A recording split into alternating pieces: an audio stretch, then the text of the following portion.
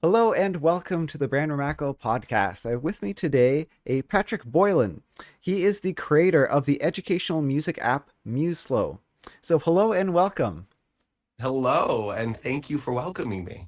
So maybe before we get into it, maybe I'll have you sort of introduce yourself and how you came to create an app and what's it like.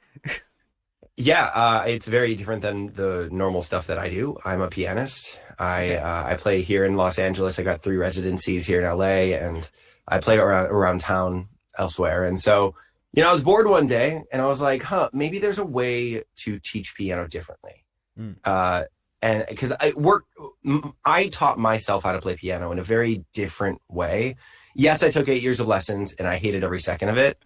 But after that, my real training came from this sort of iterative flow state, sort of engrossing myself in this constant stream of music and playing that at certain difficulties. I ended up finding a different way to teach myself. And those are the skill sets that I learned during that time that really make me a professional pianist. This stuff that I can do, sight read music at first sight and play an all request show at a piano bar, and never really ever knowing and gigging around town with ensembles that I've never played with, like those kind of things. You really have to have certain skills. And so that's what MuseFlow teaches you. It teaches you those ground level skills of how to play your instrument to a certain level of proficiency, so that by the time you get music that you've never seen before, that is at just a little bit more difficult than what you can sight read at first sight, play at first sight. You'll be able to practice it, play it in just a couple of sessions. So that's kind of the idea. And I got because I looked into it. I'm a bit busy with other life things and my MIDI keyboards and storage, or else I'd give it a try. Because when I took a sabbatical, I used to be a college professor, and I took a sabbatical. My sabbatical, because most people take a sabbatical to do research. I did a sabbatical and I played music every day. I want to see, because it takes so much practice. I was like, I'm going to see how good I can get. How good I can get if I just practice hours every day. Turns Nice. out pretty good if you can practice every day. Yeah, right. We are quite capable of of learning. It's amazing, and sleep is so important, and doing it every day is so important, and having hmm something that's fun to do is so important. hmm And the way I learned, I found some ways to learn which were very fun. There was no problem playing for 3 hours every day, every single day, and I had it was joyful. I had a smile on my face the whole time, every single day. That's what it should be. Yeah, and that is what it should be. And I'm with you. Reading out of a book sometimes, standard courses, it doesn't spark joy. No, it does not spark joy. It does not spark joy. And what like sight reading? So your program really focuses on sight reading skills, right? Yes, sight reading and getting you into that flow state where you're really enjoying the challenge at hand. We call it the Goldilocks zone of challenge, where the challenge meets your skill level, and the challenge is just a little bit above your skill level. So Hmm. that, I mean, humans, we need a challenge. Everywhere we go, we're always looking for that one thing to kind of push us just a little bit farther. I think it's a part of our DNA. And so that's what we give you. We give you the music that you've never seen before, that never repeats. It just continues to flow, and you have to continue to play that. And if you've done it right, if we've done it right, if we've done our job right and you've done your job right, that what you're working on at that moment is just a little bit outside your skill level, outside your skill set. So yeah, it's sight reading. We're teaching you we're teaching you the fundamentals through sight reading. And then you can go apply it to songs that get unlocked afterwards. Okay. Okay. So it's kind of like we're adding another step beforehand using sight reading. Yeah. Now, can you cover fundamentals in this, Guitar Hero type? The music's just coming towards you. Can you cover fundamentals in that way? Yes, you can. We can start you from one note, 3 rhythms, and both hands. Okay. That's it. So we teach you how to read music. Western notation is what we call it. The grand Yeah. staff and Yeah. treble clef and bass clef and all that stuff, right? We can teach you how to read music and where to put your hands for that first note within 7 minutes. Okay. We do that through what we call interactive tutorials, which is a video that you interact with. It's seamless. We're using a game engine called Phaser that allows us to put elements that you interact with over video. So it's really, really cool. And so the musical, we literally started with you from, here's a piano. It usually has 88 keys. Yours can have anywhere between 25 to 88 keys. Here's the middle note on your keyboard. It's called middle C. Go ahead and play that right now. And you play it and it shows up on screen. Mm-hmm. Good job. Mm-hmm. And we move you on from there, right? First level that you get into where music is just streaming across the screen and you have to play that in time. The first level is middle C with 3 different rhythms, whole notes, half notes, and quarter notes. And both of your thumbs are on that and you're rotating between the two based on if it's showing up in the treble clef or if it's showing up in the bass clef. That's it. And then we build you out from there. New note, new rhythm, new skill set. We give you monophony first, monophonic music, which is single note at a time music. And then we add polyphony, which is multiple notes at one time. It's harmony, it's dissonance. And we build you out from there. More complex keys, more complex chords, slowly but surely adding more and more notes. And there you go. That's the process. Because your software, I can find, I've used similar software going back to 2011, but Cool. not infinitely generated though. That's the thing. Yeah. Yeah, that's the value prop that we give to the market is that we can give you music you've never seen before that never repeats at a very specific skill level. Different pieces of software, although there's much more than what I'm going to mention, but Rocksmith came out in 2011. Rock Band 3 Pro option came out in 2010. So about 15 years ago now. And Rock Band 3 Pro, or the Pro option Rock Band 3, I get to talk about it finally. Yeah. Almost no one knows about it, but it I think is perhaps possibly the greatest piece of drum learning software ever made. Except it has Cool. huge flaws that they're never going to fix because they lost so much money developing it. Because interesting. they paid for the license for all these songs and they got the masters. The masters. They So got the masters. So you could turn off the guitar or you could turn off the vocals. Oh, wow. And so you could have a band with like 3 people and just turn off just their instruments. Yeah, those are called the stems of each instrument. You can toggle them on and off. To get the masters for that and the stems of the masters, no man, that's hundreds of thousands of dollars right there for like 5 or 6 songs. You're like, what are you doing? Why are you doing it this way? Yes. So it almost drove them to bankruptcy. Yeah. And so they did they had a MIDI mode for keyboard, and they had it for drums, and they had it for guitar. They actually had a MIDI guitar that you could buy with Very cool. strings. Yeah. And I bought that as well. And it had huge flaws though. And I think that your software fixes some of the flaws with it. It actually did. They had like 100 lessons gain into things. Very cool. So they did spend 1 lesson at a time, but for piano, they taught you their specific notation, which was lines coming down. Right. Yeah. I understand that why people do that. I get it.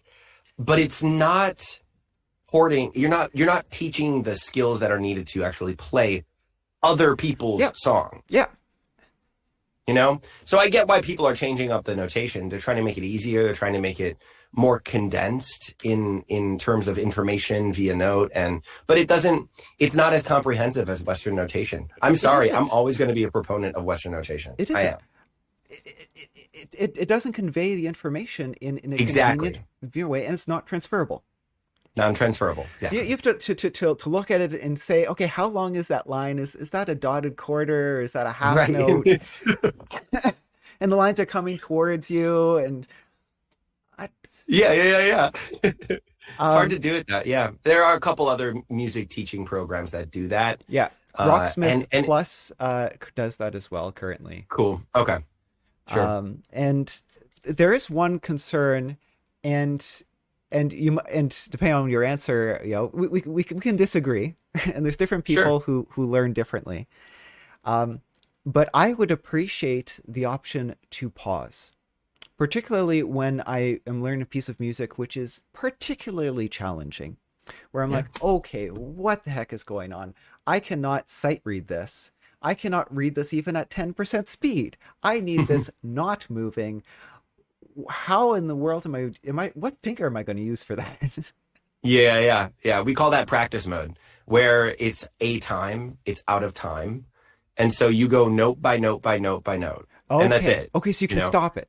Basically. we not as it stands that MuseFlow, we are building out we have so many features in mind, and one of them is that practice mode.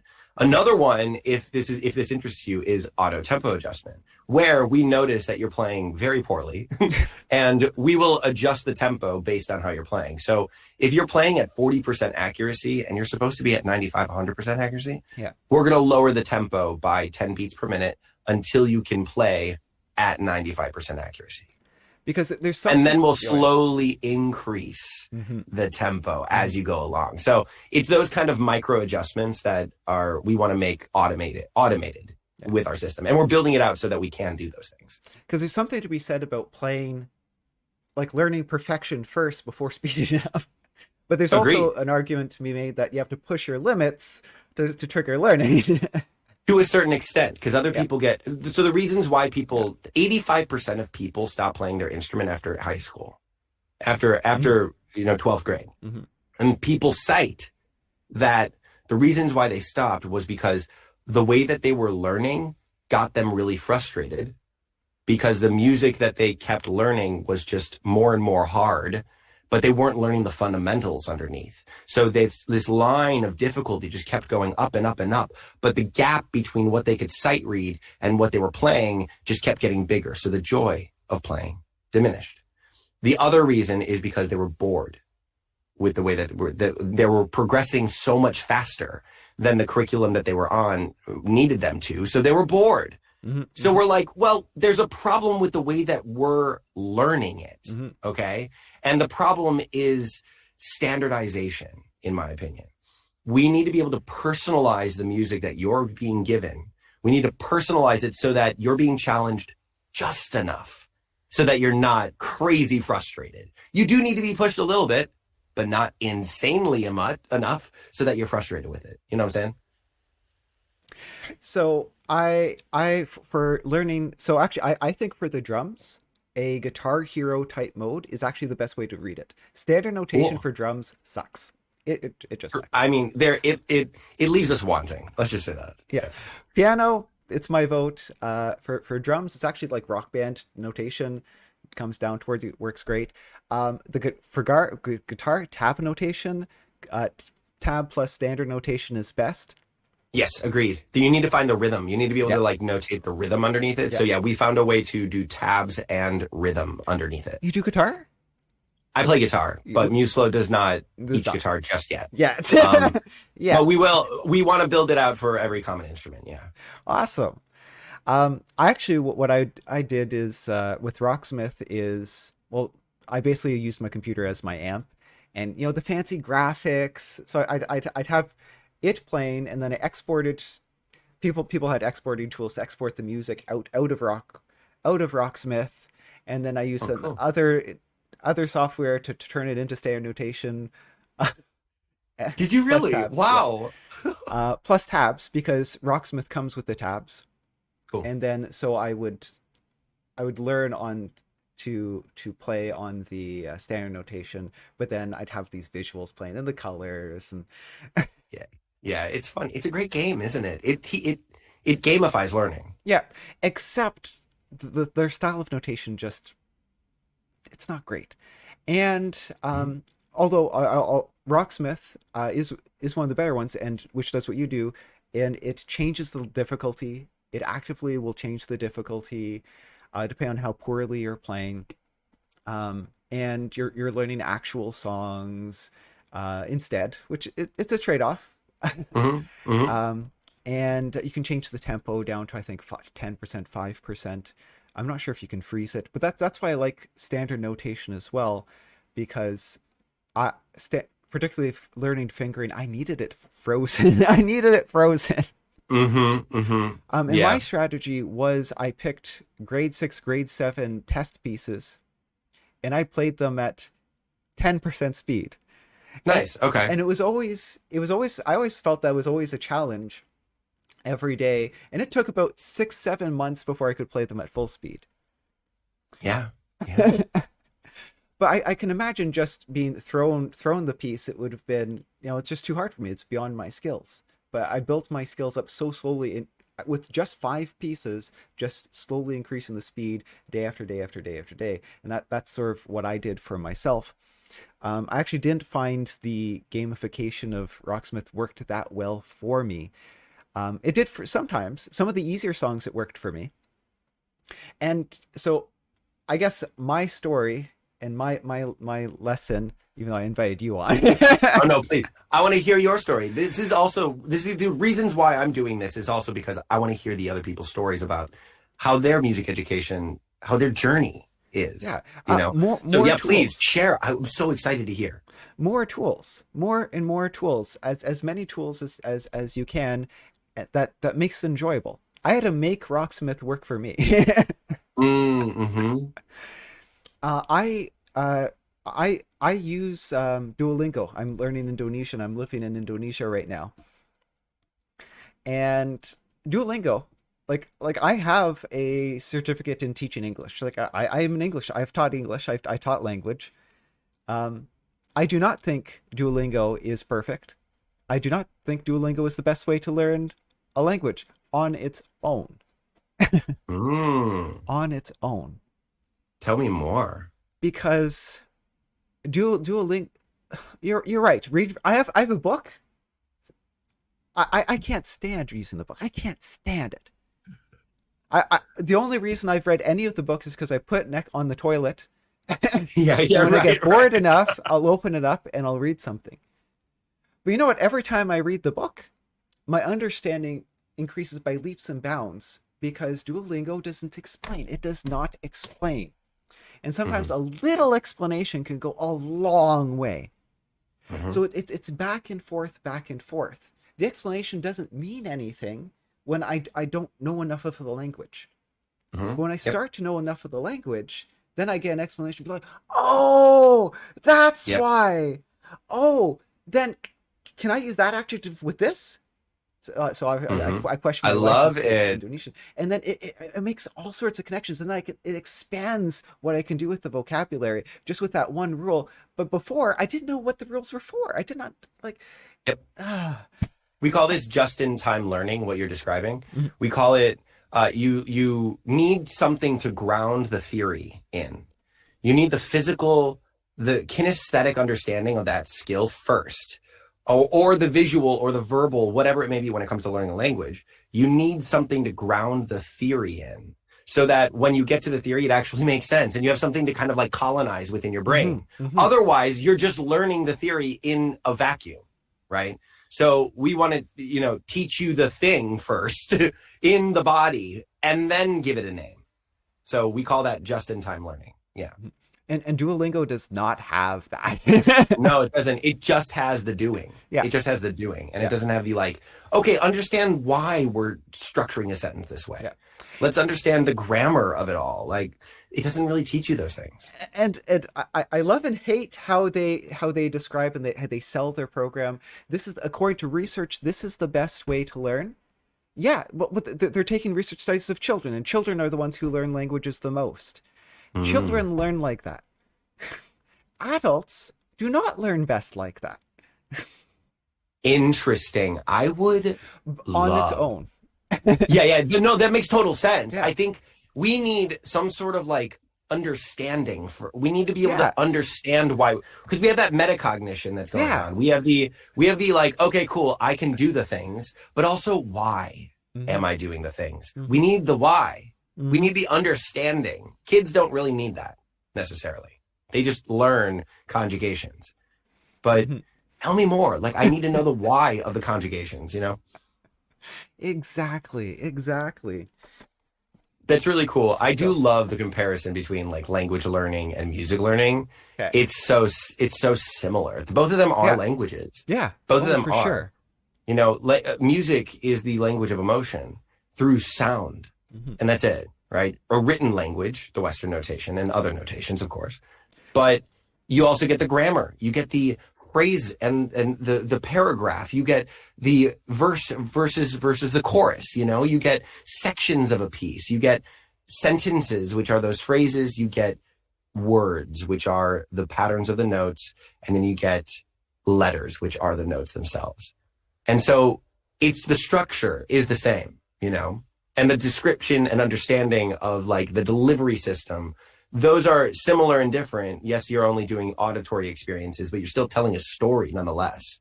You're telling the journey of what this composer wanted to share. The song is called Frolic Through the Forest, and it's written so that it sounds like people are frolicking. Bum, bum, bum, bum, bum, bum, bum. It sounds like people are frolicking. Mm-hmm, mm-hmm. That's the point. That's exactly what we as the performer want to do. We want to convey that message. And as the speaker or the reader of the novel, we want to be able to convey, we want to be able to understand and then translate that into an idea. Yeah, you're reading it from a page and you're digesting it. You need to make sure that that is a journey that is going on by the person that's listening or reading it. It's quite fascinating. I love those parallels. And maybe I'll give you sort of the end of our talk just to give more information about your program, please. I want to know more. Sure. I mean, so we started this about a year ago, okay. And we're still bootstrapping it. We're still building it out. Again, we have so many features that we want to make. In our minds, there are 3 parts of music education. You've got technique, proficiency. Can you play your instrument well enough to convey an idea that a composer wrote down? Cool. That's number 1. That's what we're teaching through the sight reading trainer. We're teaching you how to play your instrument to a certain level, to a certain proficiency, so that when songs get unlocked at the end of each level, you can then go play those songs and you can perfect them within 4 times of playing it, not 6 months. So that's 1, the sight reading section. Number 2 is repertoire. It's actual songs. We want to be able to apply the skills that we're learning in the sight reading trainer immediately afterwards. So everybody wants to play songs. Everybody wants to play a melody that they understand that repeats. That is what a song is. It's motifs that repeat over time. And so we want to be able to play that. Thus, of course, it is a fundamental part of playing music. That's how we convey ideas, convey messages. It's through song, right? And then we got theory and exercises. That's the 3rd part, which goes deeper into concepts that you're interested in. Say you're very interested in, like, where did the quarter note come from? Like, why do we break music down into such granular sections, like quarter note, eighth note? Tell me about why and how those came about. Great. We have a lesson on that. So those are the 3 sections, right? We got sight reading trainer, teaches you proficiency. Repertoire, which will let you apply those skills, and then exercises and theories that let you do deeper dives into the concepts that you're interested in, right? Whether that's through kinesthetically doing it through exercises or theoretical lectures that teach you the understanding of like the history of certain things, right? So those are the 3 sections. We've currently built out unit 1 for the sight reading trainer and repertoire. So we have 103 songs. Each about 3 to 5 songs get unlocked after every level. Minus levels 1 through 3, because no song can really be written with just like 2 notes. You need at least 3 notes. So, and then the sight reading trainer it goes by the way that we said it. It is a flow state sight reading trainer that gives you music you've never seen before that never repeats. We've gamified it so that you have to play 4 phrases in a row at 95% accuracy at the goal tempo to pass that tier and that level. And then you move on to the next tier. Tiers are a subset of levels. So you move on to the next tier within that level, and then the next tier, and then you pass that level, and then songs get unlocked from there. And so that's it. Slowly but surely building you up, skill by skill, song by song, letting you go apply them immediately. And we've gamified it with those accuracies and all that stuff and the 4 phrases in a row. Soon enough, we're going to add an auto tempo adjustment, which adjusts the tempo based on how you're playing. Soon enough, we're going to add in unit 2, which goes deeper into 8th notes, 16th notes, more songs that get unlocked, and more skills that you need to learn, more key signatures, more time signatures, all that good stuff, right? So yeah, we're slowly but surely building this out, and it's super fun. The goal here, in my mind, is to get it to a place where we can automate the entire practice of a song for you, adjusting the difficulty of the piece and Yes. adjusting the Yeah. tempo of the piece. Yeah. Literally lowering the difficulty of a certain section that you're Yeah. having trouble on and slowly but surely increasing the difficulty, adding in more complex nuances to get it to a place that is what the composer wrote, right? So we want to give you repeating of these phrases over and over and over, lowering the tempo, lowering the complexity, letting you build up to that. You got to repeat that 3 times in a row. Great. We move on to the next one. Fantastic. We let you do that section of the piece. Great. You've perfected both of those sections. Let's combine them both. Now you got to do that section 3 times, adjusting the complexity and tempo all the while, letting you flow through this automation. Once we've accomplished that, that's a combination of like 5 or 6 different features that we need to build. Once we've accomplished that, I'll be like, okay, great, we have succeeded. You know, and people are liking it. People are Yeah. I'm Like so how honored. can be? Well, I think I know where they can find it. MuseFlow.ai, I think is the website. Correct, yeah, our website. And what's the cost right now? I know things seem to always We're change. at 24 a month. I think it's like 60 something for 3 months and then 190 something for a year. So we are priced fairly competitively, but you know, people are paying for it, and we want to be able to get to a place where we're actually Well, if you think at of the parity. cost of a lesson, a private lesson with someone. We are cutting that Yeah. in more than half. So, Yeah. if you compare it to that, sure. But if you compare it to our competitors, we are priced fairly competitively. Okay. And so it is one of those things that I'm like, cool. I'm excited. People are signing up. People are using it. People are playing. People are paying for it. It is working, and we are, you know, making a decent amount off of that price point. There's a part of me that like I cannot wait until we open the doors a little bit more, lower the difficulty to use it. So right now you need a laptop and you need a MIDI keyboard, but we're building out the mobile application so that you can put your phone on your keyboard. And then we're also building out Oh, audio recognition, audio which recognition. is, yeah, you can, then the device, whatever you're using, You can could use listen. any instrument. Pretty much, yeah. You can use any instrument as long as it plays notes. Yeah. That's the goal here. And so universal compatibility is going to be key, in my opinion. Open the doors, open the floodgates. That should be out in the next 2-3 months. Oh, So, wow. Okay. yeah. Cool. So thank you for joining me, and I'll encourage people to not necessarily endorsing this particular program, but I am endorsing people to learn an instrument, find something that you enjoy doing, experiment with different tools to enjoy music, enjoy learning, because it's so much fun, or it can be so much fun. It really can be. If you find those tools that make learning fun for you, Yeah. that's all that matters, in my opinion. Because I'm such a nihilist when it comes to like AI and them like it taking over all of our jobs. What's going to happen when we're just like, water sacks, just living our lives like we have no quote unquote purpose, shall we say, except to like experience life and enjoy life? What are we going to do to fill our time? In my mind, I'm going to fill it with learning. I'm going to fill it with all of these different things that I want to learn, right? And if we can make learning fun, that's all that matters. I'm on the creation process of that. But when it comes to a consumer, again, it's all about just finding ways that spark joy for you. And if you can find that, good on you. Keep at it. Yeah. So thanks everybody, and thank you for joining me. Oh, thank you so much, Doctor. I appreciate you. Cheers.